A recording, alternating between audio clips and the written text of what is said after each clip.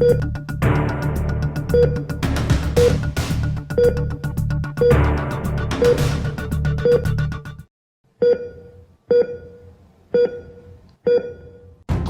में झोला छाप कर रहे हैं मरीजों की जिंदगी से खिलवाड़। बिना उपयुक्त ज्ञान के कर रहे हैं एलोपैथिक पद्धति से उपचार। बीमारियों की जांच के नाम पर मरीजों की जेब करते हैं खाली।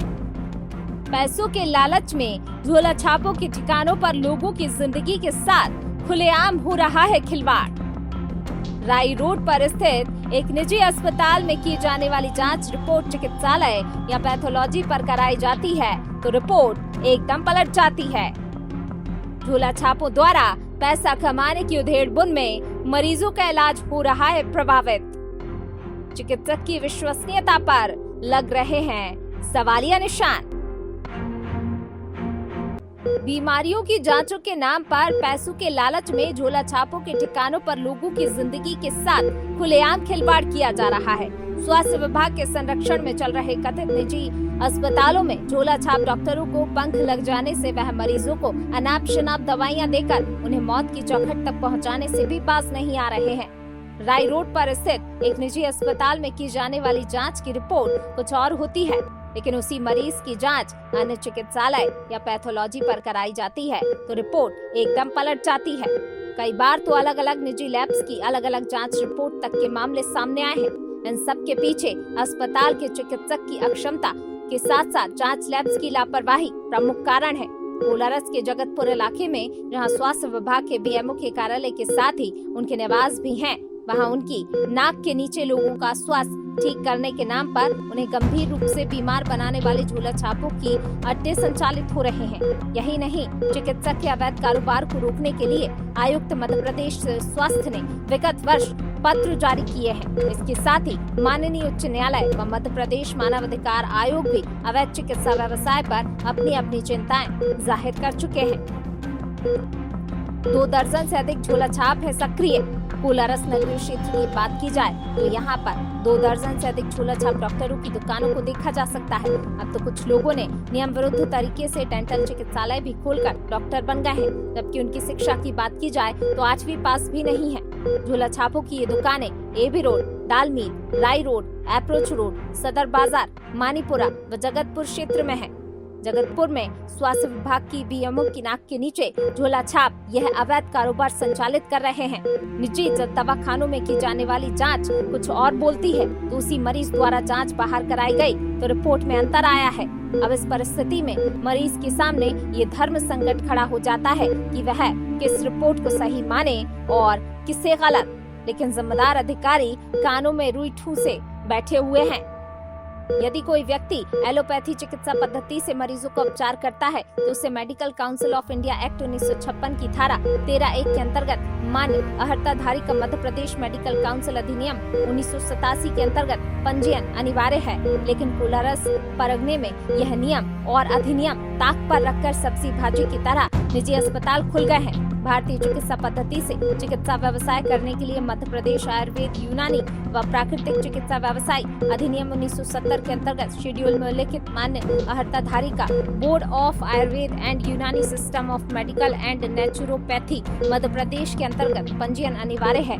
Homeopathy and biochemical of medicine के अंतर्गत डॉक्टरी करने के लिए होम्योपैथी सेंट्रल काउंसिल एक्ट 1973 की दूसरी तीसरी अनुसूची में मान अहर्ताधारी का स्टेट काउंसिल ऑफ होम्योपैथी मध्य प्रदेश के अंतर्गत पंजीयन जरूरी है।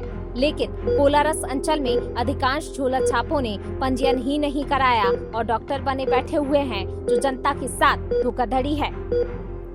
कोलारस में झोला छापों ने सारे नियम कानून ताक पर रख दिए हैं। एक तो झोला छाप चिकित्सकों द्वारा रोगियों का उपचार किया जा रहा है, तो वहीं उनके बच्चे भी उनकी अनुपस्थिति में एलोपैथी पद्धति की औषधियां रोगियों को दे रहे हैं। बिना उपयुक्त ज्ञान के इस प्रकार का उपचार घातक होता है और ऐसे प्रकरण भी कोलारस में सामने आए हैं। लेकिन सामुदायिक स्वास्थ्य केंद्र में पदस्थ बीएमओ मिली भगत के चलते कोई कार्रवाई नहीं कर रही हैं। प्राइवेट डॉक्टर यहाँ रजिस्टर्ड है कोलारस परगने में।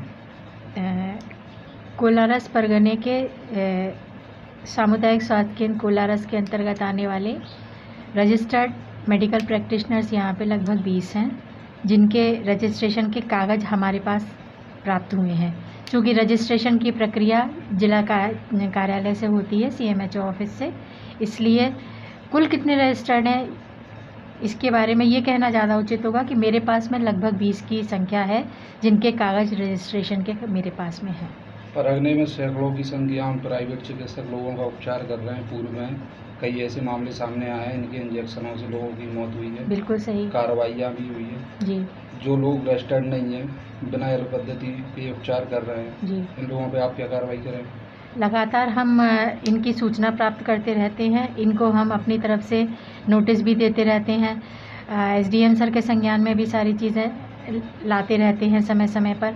और चूँकि अभी शासन माननीय जनप्रतिनिधियों द्वारा एक ये भी बात कही गई थी कि सभी को प्रशिक्षण दे दिया जाए ताकि बाहर कोई इस प्रकार की जनहानि या मॉर्बिडिटी का मामला सामने ना आए।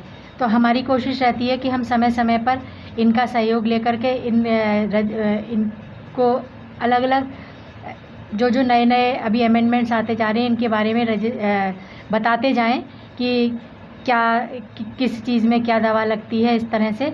और यदि कोई ऐसी जानकारी सामने आती है जिन पर कार्यवाही की जानी चाहिए तो उनको हम कार्यवाही के लिए वरिष्ठ कार्यालय को लिख करते हैं। विगत 1 वर्ष पहले लुकवासा में प्राइवेट चिकित्सक के यहाँ उपचार के दौरान एक व्यक्ति की मौत हो गई थी। आपके द्वारा उसकी क्लिनिक को सील किया गया था। दोबारा वहीं उसी स्थान पर वो अब उपचार कर रहा है, लोगों को इंजेक्शन लगा रहा है। ये जानकारी मेरे संज्ञान में आपके द्वारा लाई गई है। तो ये जानकारी चूँकि मुझे अभी प्राप्त हुई है तो मैं वहाँ के जो प्रभारी चिकित्सक हैं डॉक्टर दांगी, मैं उनसे बात करती हूँ और उन्हें बताती हूँ ताकि वो पूरा विवरण मेरे समक्ष प्रस्तुत करें और फिर उस पर उचित कार्यवाही हेतु श्रीमान मुख्य चिकित्सा अधिकारी महोदय को बात की जाएगी। जबकि अपात्र फर्जी चिकित्सकों द्वारा गलत दवाएं देने से रोगियों का मर्ज तक बिगड़ा है। रोगियों को गलत इंजेक्शन के रिएक्शन भी हुए हैं। गलत उपचार देने की शिकायत भी पुलिस के नगर निरीक्षक से लेकर BMO को की गई है, लेकिन नतीजा सिफर रहा।